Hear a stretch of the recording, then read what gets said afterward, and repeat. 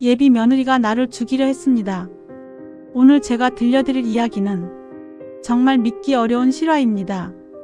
제 이름은 이순자, 올해 72입니다. 부산 자갈치 시장에서 40년간 젓갈 가게를 운영해 왔어요. 평생 남에게 피해주지 않고 성실하게 살아왔는데 그런 제가 왜 이렇게 떨리는 목소리로 여러분 앞에 서게 됐을까요?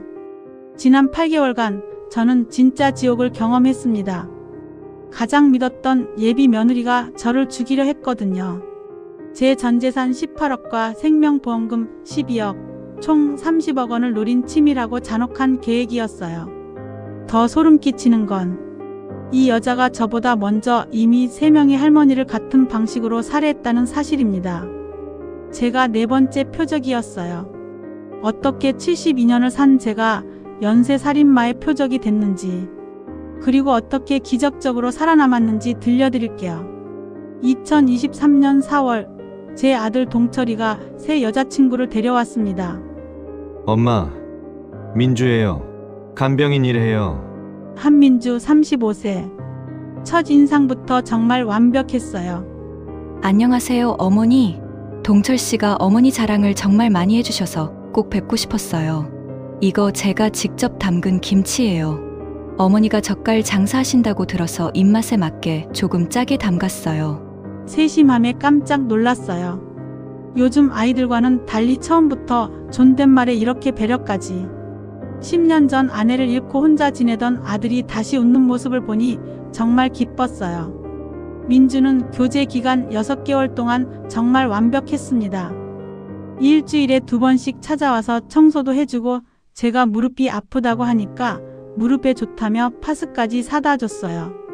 어머니, 간병인 일하다 보니까 어르신들 건강관리 노하우 많이 알거든요. 이거 정말 좋아요. 그때는 정말 고마웠어요. 2023년 9월 결혼 후 민주는 더욱 완벽한 며느리가 됐어요. 일주일에 3번씩 찾아와 집 청소를 해주고 제가 무릎이 아프다 하니까 한 달에 1번씩 비싼 녹용을 사다 줬죠. 어머니, 이거 정말 좋은 거예요. 우리 병원에서도 추천하는 제품이거든요. 꼭 드세요. 시장 사람들도 부러워했어요. 순자야, 며느리 참 잘 만났구나. 요즘 그런 며느리 어디서 찾아? 진짜 복 받았네. 맞아, 우리 민주가 정말 착해. 시어머니를 친어머니보다 더 잘해. 그렇게 6개월이 지났어요. 하지만 2024년 3월부터 뭔가 미묘하게 달라지기 시작했어요. 민주가 갑자기 제 재정 상황에 관심을 보이기 시작한 겁니다. 어머니, 혹시 적금 같은 거 하고 계세요? 요즘 금리가 좋다던데. 어머니, 가게 매출은 어떠세요? 힘드시면 제가 도와드릴 수 있어요. 처음에는 며느리가 집안 살림에 관심 갖는다고 생각했어요. 그런데 4월 들어서 더 노골적으로 변했어요. 어머니, 통장 관리 제가 좀 도와드릴까요? 요즘 보이스 피싱도 많고 어머니 혼자 계시니까 걱정돼서요. 그때부터 뭔가 이상하다는 생각이 들었어요. 그리고 더 무서운 건 제 몸에 나타나기 시작한 이상 증상들이었어요. 민주가 사다 준 녹용을 먹기 시작한 2024년 4월부터 저는 자꾸만 깜빡깜빡하게 됐어요. 처음에는 나이 탓인가 싶었어요. 하지만 점점 심해졌어요. 40년간 머릿속으로 척척 해왔던 계산을 갑자기 못하게 됐어요. 단골 손님이 멸치 1kg 달라고 하는데 얼마인지 계산이 안 되는 거예요.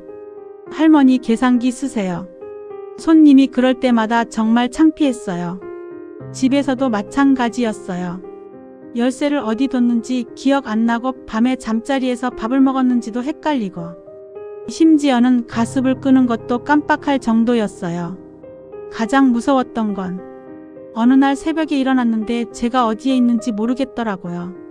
몇 분간 멍하니 앉아있다가 겨우 제 집인 걸 알아차렸어요. 순자야, 너 요즘 좀 이상해. 같은 말을 몇 번씩 반복하고. 혹시 병원 한번 가보는 게 좋겠어. 시장에서 과일 가게 하는 절친한 언니가 그럴 때도 있었어요. 그런데 정말 신기하게도 민주가 사다 준 녹용을 먹지 않은 날에는 멀쩡했어요. 계산도 잘 되고 기억도 또렷하고 하지만 그땐 그런 생각까지는 못했죠. 제 며느리가 저한테 독을 먹이고 있다는 걸 어떻게 상상이나 할 수 있었겠어요.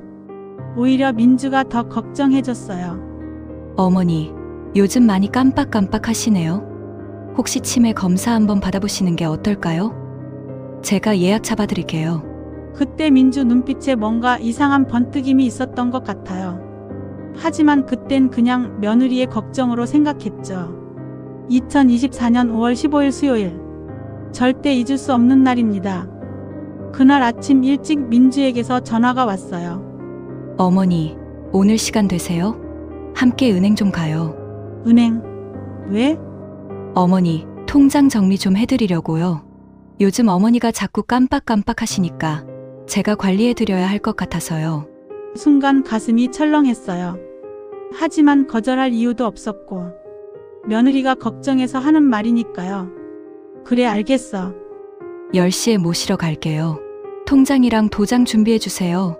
그리고 어머니, 오늘 은행에서 몇 가지 서류에 사인 좀 해주셔야 해요. 무슨 서류? 어머니를 위한 건이에요. 혹시 나중에 치매가 더 심해지시면 제가 어머니 통장 관리를 대신할 수 있도록 하는 거예요. 그 말을 듣는 순간 온몸에 소름이 돋았어요. 치매가 더 심해지면? 저는 치매가 아닌데요. 민주야, 나 치매 아니야. 어머니, 요즘 많이 깜빡깜빡 하시잖아요. 어제도 가스불 켜놓고 깜빡하셨고 미리 준비해두는 게 좋을 것 같아서요. 민주의 목소리는 여전히 부드러웠지만 뭔가 섬뜩했어요. 십시정각 민주가 차를 몰고 왔어요. 어머니, 타세요. 차에 타자마자 민주가 제게 물었어요. 어머니, 통장이랑 도장 가져오셨죠? 응, 가방에 있어. 차가 출발하고 얼마 지나지 않아 민주가 핸드폰으로 짧은 문자를 보내는 게 보였어요. 도착합니다. 누구한테 보내는 걸까요? 저는 묻지 않았어요. 뭔가 묻기가 두려웠거든요. 은행에 도착했는데 분위기가 이상했어요. 민주가 먼저 내려서 어머니, 제가 번호표 뽑을게요 라며 들어갔어요. 저는 차에서 잠시 기다렸는데 그때 휴대폰이 울렸어요. 모르는 번호였어요. 여보세요? 혹시 이순자 할머니세요? 네, 그런데 누구세요? 안전한 곳에서 이야기할 수 없어서 전화드려요. 지금 당장 그 자리를 떠나세요. 정말 위험해요. 네? 무슨 소리예요? 할머니가 지금 계신 곳 정말 위험합니다.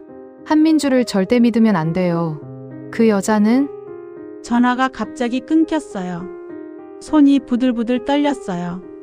대체 누가 왜 이런 전화를 한 걸까요? 그때 민주가 은행에서 나와 저를 부르더라고요. 어머니, 들어가요. 다리가 후들거렸지만 따라 들어갔어요. 은행 로비는 평소와 다름없었어요. 하지만 제 눈에는 모든 게 수상하게 보였어요. 대기석에 앉아있던 정장 입은 남자 2명이 저를 힐끔힐끔 보더라고요. 다른 손님들과 달리 핸드폰을 보거나 서류를 보는 대신 가만히 앉아 주변을 살피고 있었어요. 민주가 제 팔을 잡으며 말했어요. 어머니, 저기 앉아서 기다려요. 곧 차례 올 거예요. 그런데 그 남자들 바로 뒤 자리였어요. 앉으니까 등 뒤에서 시선이 느껴졌어요. 돌아보니 그 남자들이 저를 바라보고 있었어요. 그중 한 명이 저를 보더니 옆 사람에게 뭔가 속삭였어요. 심장이 미친 듯이 뛰기 시작했어요. 민주가 그 남자들과 눈빛을 주고받는 게 보였어요. 착각일지도 모르지만 분명 뭔가 신호를 보내는 것 같았어요. 83번 고객님, 3번 창구로 오세요. 제 번호가 불렸어요. 3번 창고로 가는 길. 다리에 힘이 하나도 없었어요. 민주가 제 팔을 꽉 잡고 끌다시피 했어요. 창고 직원은 20대 후반쯤 되어 보이는 여자였어요. 이름표에 박미라라고 적혀 있었죠. 어떻게 오셨어요? 민주가 대신 답했어요. 어머니, 통장 관리 좀 도와드리려고 왔어요. 요즘 치매 증상이 있으셔서. 그때였어요. 박미라 직원이 갑자기 제게 눈빛을 보내더라고요. 뭔가 간절한 표정이었어요. 마치 무언가를 호소하는 것 같은. 통장 좀 보여주세요. 저는 떨리는 손으로 통장을 꺼내서 건넸어요. 직원이 통장을 보더니 갑자기 얼굴이 굳어지는 게 보였어요. 그러더니 컴퓨터를 한참 들여다보고 다시 통장을 보고 잠깐만요. 확인할 게 있어서요. 그리고는 자리에서 일어나 안쪽으로 들어갔어요. 민주가 불안한 표정을 지었어요. 왜 저러지? 별거 아닌데. 민주의 목소리에 초조함이 묻어났어요. 5분쯤 지났을까요? 박미라 직원이 다시 나왔어요. 그런데 뭔가 달랐어요. 표정이 심각했어요. 자리에 앉더니 작은 메모지에 뭔가를 빠르게 적기 시작했어요. 그리고 그 메모지를 통장 사이에 살짝 끼워서 저에게 건넸어요. 할머니, 통장 확인해 보세요. 직원의 목소리가 떨리고 있었어요. 저는 통장을 받으면서 그 메모지를 살짝 펼쳐봤어요. 그 순간 온 세상이 무너지는 것 같았어요. 메모지에는 이렇게 적혀 있었거든요. 할머니, 위험해요. 지금 당장 도망치세요. 한민주는 연쇄살인마입니다. 그 메모지를 본 순간 저는 모든 걸 깨달았어요. 아침에 걸려온 그 수상한 전화, 은행에서 저를 감시하던 정장 남자들, 민주의 갑작스러운 통장 관리 제안, 그리고 민주가 사다 준 녹용을 먹은 후부터 나타난 이상한 증상들, 모든 게 연결됐어요. 어머니, 여기 서명하시면 돼요. 민주가 서류를 가리키며 말했지만 저는 그 말이 들리지 않았어요. 박미라 직원이 절박한 눈빛으로 저를 바라보고 있었거든요. 그 눈빛이 거짓말하는 눈이 아니었어요. 태어나서 그렇게 절박한 눈빛은 처음이었어요. 그리고 무엇보다 제 본능이 비명을 지르고 있었어요. 위험하다고. 지금 당장 이 자리를 떠나야 한다고. 72년을 살면서 키운 본능. 남편과 함께 가게 40년 하면서 수많은 사람을 만나며 길러진 직감. 그 본능이 지금 경고하고 있었어요. 저는 메모지를 주머니에 재빨리 집어넣었어요. 화장실 좀 가야겠어. 제 목소리가 떨렸어요. 어머니, 서명하시고 가세요. 금방이잖아요. 민주가 제 팔을 더 세게 잡았어요. 안 돼. 지금 급해. 저는 민주의 손을 뿌리치고 자리에서 일어났어요. 어머니, 민주가 일어서려 했지만 박미라 직원이 민주를 제지했어요.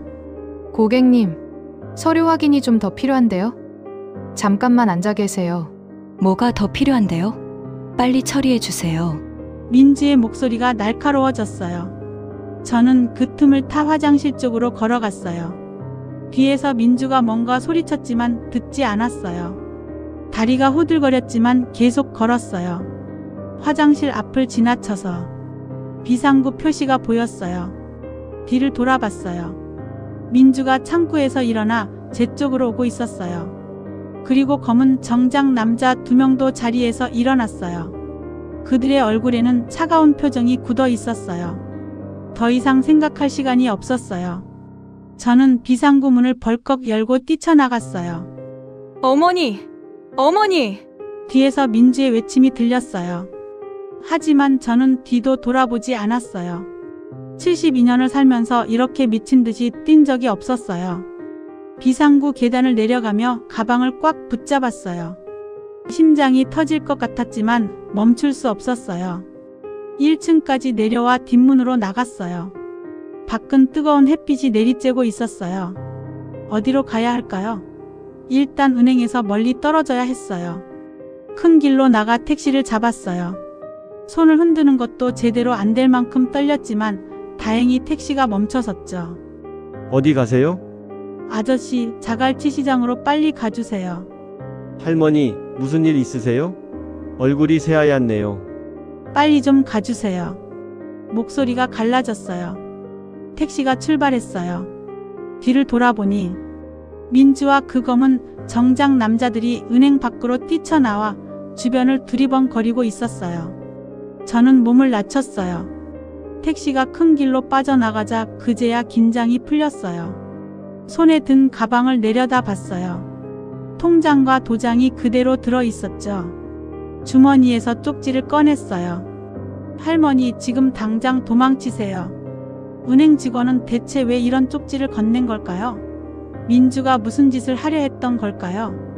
그리고 그 검은 정장 남자들은 누구였을까요? 머릿속이 복잡했어요.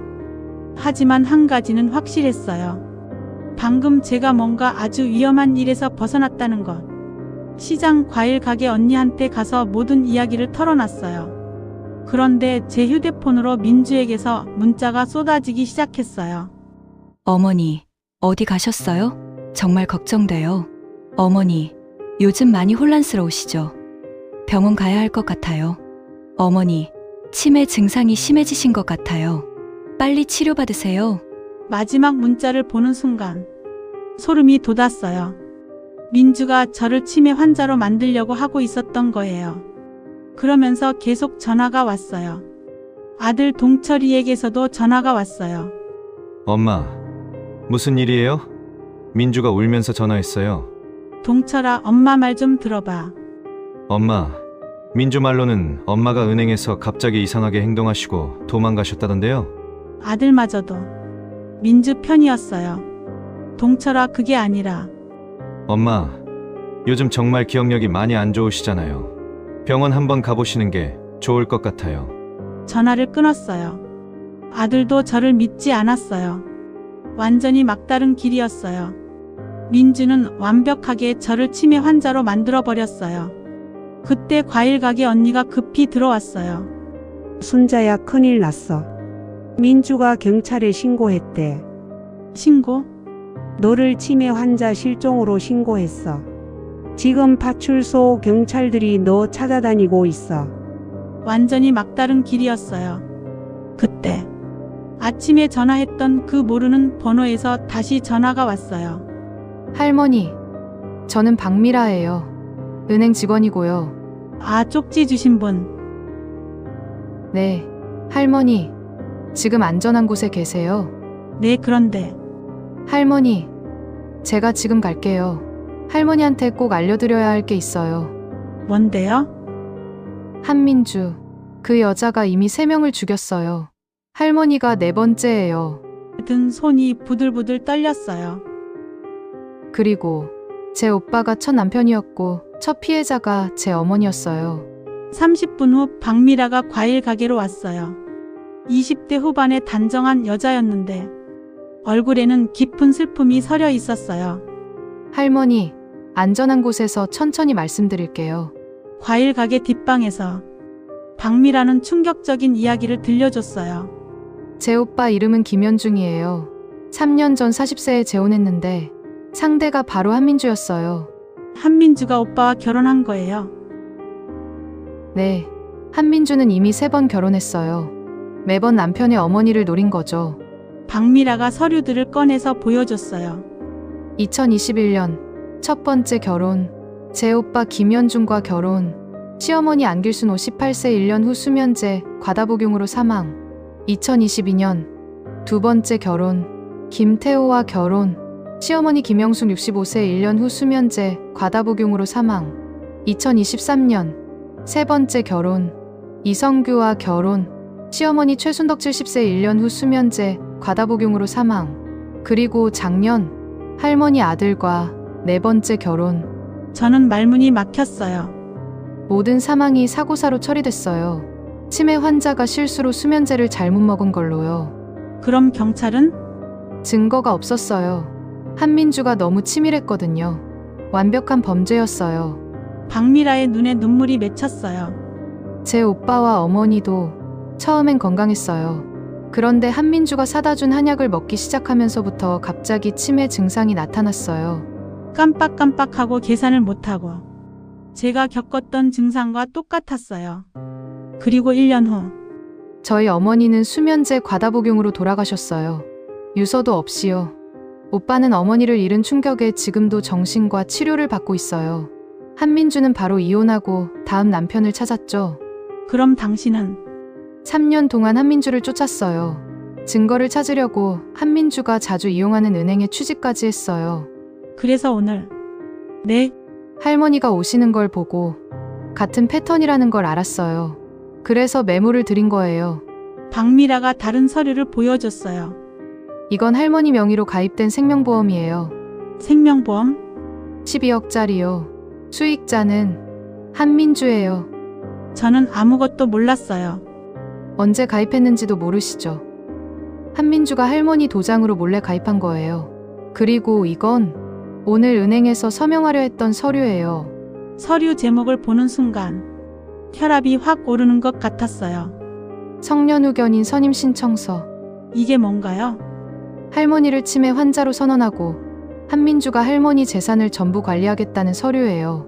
만약 제가 서명했다면 할머니의 모든 재산이 한민주 명의가 됐을 거예요.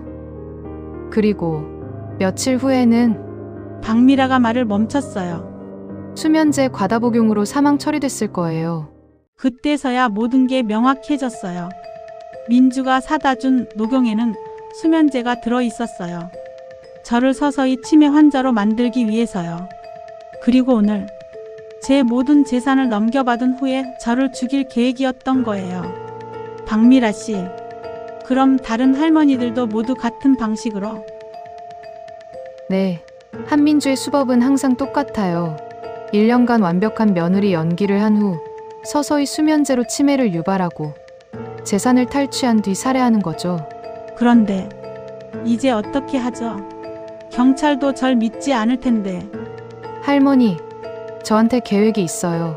할머니, 한민주를 직접 잡아야 해요. 박미라의 말에 저는 깜짝 놀랐어요. 직접요? 네, 경찰은 증거가 없으면 움직이지 않아요. 우리가 직접 증거를 만들어야 해요. 어떻게요? 박미라가 작은 기계를 꺼냈어요. 이건 초소형 녹음기예요. 할머니께서 한민주와 통화할 때 이걸 사용하시면 돼요. 통화를? 네, 한민주에게 전화해서 집에 돌아가고 싶다고 하세요. 정말 무서운 제안이었어요. 하지만 다른 방법이 없었어요. 그럼 민주가 절 데리러 오겠죠? 네, 그때 이 녹음기로 대화를 녹음하는 거예요. 그리고 박미라가 더 작은 카메라를 보여줬어요. 이건 단추형 카메라예요. 할머니 옷에 달아드릴게요. 한민주가 뭘 하는지 전부 촬영되게요. 하지만 위험하지 않을까요? 위험해요. 하지만 할머니께서 직접 자백을 받아내지 않으면 한민주는 영원히 잡을 수 없어요. 박미라의 눈빛이 간절했어요. 제가 바로 옆에서 지켜보고 있을게요. 위험해지면 바로 경찰을 부르겠어요. 그날 밤 저는 떨리는 손으로 녹음기를 켜고 민주에게 전화를 걸었어요. 민주야, 나야.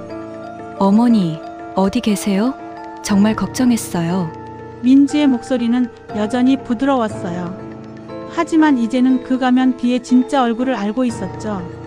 집에 가고 싶어. 정말요? 그럼 제가 모시러 갈게요. 지금 어디 계세요? 집에 있어. 몰래 들어왔어. 거짓말이었어요. 저는 여전히 과일 가게에 숨어 있었거든요. 어머니, 그럼 제가 바로 갈게요. 30분만 기다려주세요. 민주야, 나 정말 미안해. 은행에서 갑자기 그래서. 어머니, 괜찮아요. 요즘 많이 힘드시잖아요. 이해해요. 민주의 목소리에 묘한 만족감이 섞여 있는 것 같았어요. 전화를 끊고 박미라와 과일 가게 언니와 함께 제 집으로 갔어요. 박미라가 집 곳곳에 초소형 카메라를 설치했어요. 할머니, 한민주가 음료나 음식을 주면 마시는 척만 하세요. 절대 삼키지 마시고요. 알겠어요. 그리고 한민주가 뭔가 이상한 말을 하면 계속 질문하세요. 모든 게 녹음되게요. 미라 씨, 정말 고마워요. 할머니, 우리 함께 싸워요. 더 이상의 피해자는 없어야 해요. 30분 후 민주가 왔어요. 어머니, 왔어요. 현관문이 열리는 소리가 났어요. 민주는 여전히 열쇠를 갖고 있었거든요. 어머니, 괜찮으세요? 정말 걱정했어요. 민주가 들어오는 순간 저는 온몸에 소름이 돋았어요. 하지만 연기해야 했어요. 미안해 민주야. 내가 요즘 정신이 좀. 어머니, 괜찮아요. 이해해요. 요즘 힘드시죠? 민주가 제 손을 잡았어요. 차가운 손이었어요. 어머니, 제가 따뜻한 차 하나 끓여드릴게요. 몸을 좀 추스르세요. 민주가 부엌으로 갔어요. 물 끓는 소리가 들렸어요. 5분 후 민주가 차 한 잔을 들고 왔어요. 어머니, 이거 드세요. 마음이 차분해질 거예요. 그 순간 제 가슴속 녹음기와 단축 카메라가 모든 걸 기록하고 있었어요. 고마워 민주야. 차를 받아들었지만 마시지 않았어요. 민주야, 하나만 물어볼게. 네, 어머니. 너 정말 나를 어머니로 생각해? 민주가 웃었어요. 어머니, 무슨 말씀이에요? 당연하죠. 그럼 왜? 내 통장을 넘기라고 했어. 순간 민주의 표정이 변했어요. 어머니, 그건 어머니를 위해서. 무엇을 위해서? 내 돈을 뺏기 위해서? 어머니, 무슨 말씀을. 민주야, 넌 내가 바보인 줄 알아? 이 차에도 뭔가 탔지? 민주의 얼굴이 완전히 굳었어요. 어머니, 갑자기 왜 그러세요? 안길순, 김영숙, 최순덕. 이 이름들 알지? 그 순간 민주의 가면이 완전히 벗겨졌어요. 어떻게 그 이름들을. 내가 죽인 사람들이잖아. 민주가 벌떡 일어났어요. 할머니, 너무 많이 알았네. 드디어 민주의 진짜 목소리가 나왔어요. 차갑고 무서운 목소리였어요. 어차피 오늘이 마지막이니까 말해줄게. 맞아, 내가 다 죽였어. 왜? 왜 그런 짓을? 돈 때문이지, 뭐 때문이겠어. 너 같은 늙은이들이 그 많은 돈을 혼자 갖고 있으면 뭐해? 민주가 가방에서 작은 병을 꺼냈어요. 이거 알아? 고농도 수면제야. 이걸 타서 내가 그동안 먹은 거야. 그럼 녹용도.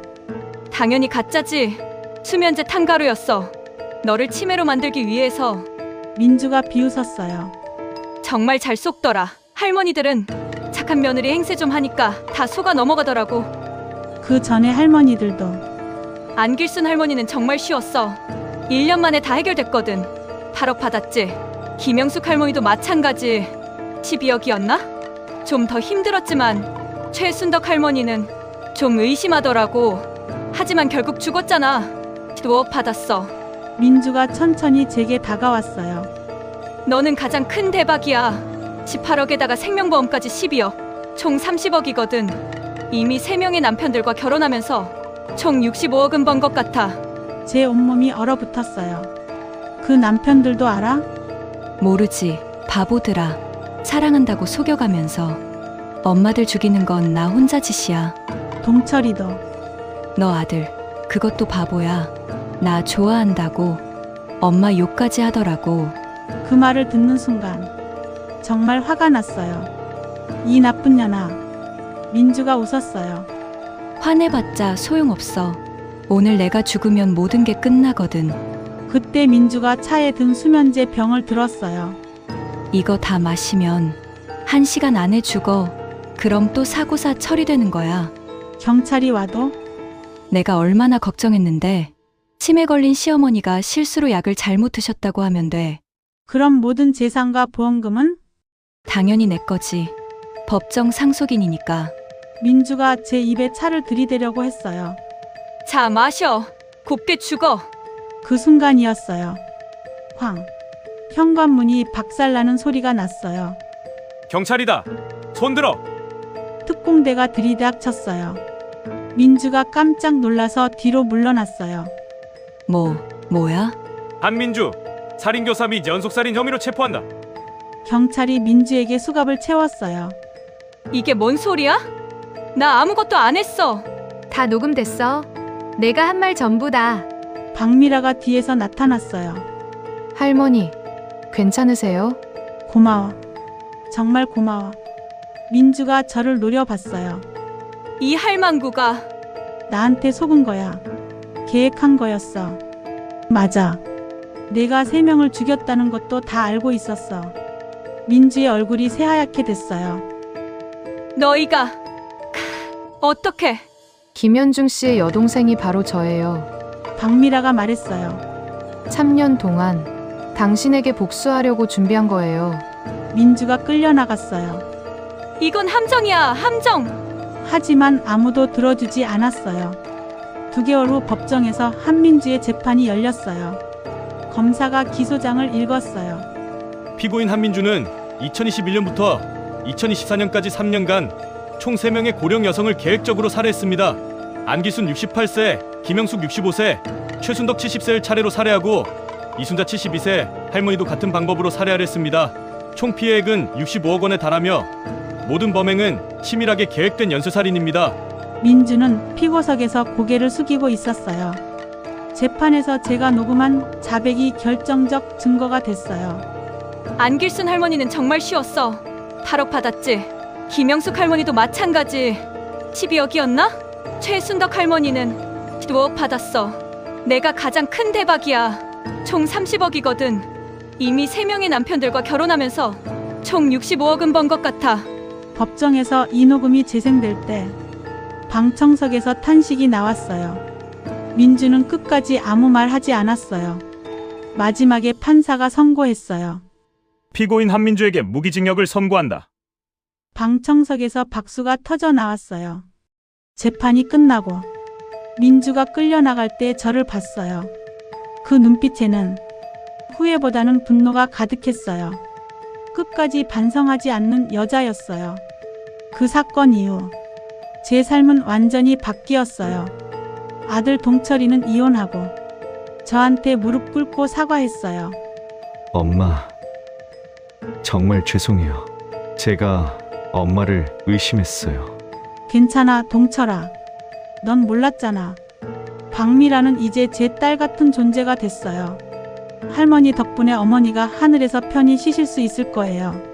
제 이야기가 뉴스에 나간 후 비슷한 피해를 당한 가족들이 많이 연락해 왔어요.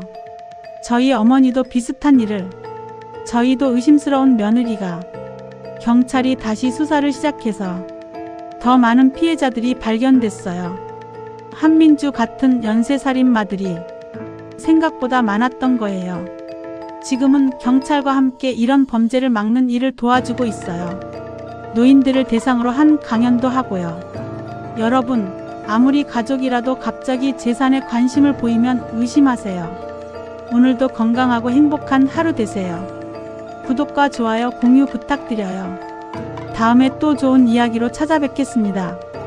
감사합니다.